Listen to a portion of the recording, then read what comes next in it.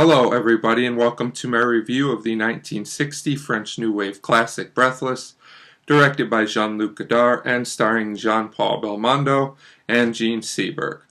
This movie, when it came out in 1960, was a movie I don't think many people were prepared for or really knew what to expect from. It has since become one of the most influential films ever made and is sometimes considered one of the greatest films ever made. And while I don't think it quite lives up to one of the greatest films ever made, it is certainly a very influential and excellent film that is worth watching for all lovers of classics. So let me just start with a short plot of this film. Basically, a man kills an officer and he's on the run pretty much for the rest of the movie, kind of trying to hide from being found. And he also falls for an American girl who he likes a lot, and she becomes very relevant to the plot, especially in the second half of the film.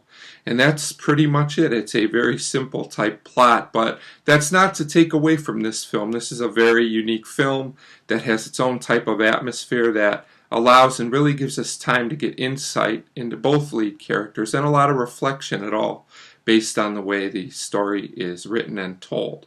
There's some other things to really like about Breathless. It was very influential in the film editing style with all the quick cuts that the film uses, and it also made use of handheld camera, which was not very commonplace at the time. And these things really give the film, in a lot of ways, a modern type feel to the story, which holds up well today in my opinion. The acting style is also very natural, with both leads doing an excellent job. It really works for this type of film, and the characters aren't necessarily the most likable characters, but they are very interesting and they are believable as real people, which to me is more important. I think sometimes making every character in a film likable is a bit overrated, but that's just me. The more important thing is that we are interested in both characters and where their journeys will go. I think that's much more important. This movie's probably considered half crime drama, half romance, which in itself isn't necessarily that unique, but the way the story is told is unique. Really, the first third of the film focuses on the main plot of the film. The middle section of the film focuses pretty much exclusively on the romance, and then the third part of the film kind of ties both together, which I do think works for the most part, although I will say if you're someone that has a hard time with long dialogue scenes, which I really don't, but there's an extremely long dialogue scene just between the two main characters in the middle of this film, and it does slow the film down a little bit. It doesn't kill it in my opinion. And to be fair, one thing I didn't like about this film, it does feel a little bit too self-important at times, like, hey, look at me, I'm a cool character with all these thoughts, so let's just keep talking and talking because, you know, I'm cool and I can make a scene this long.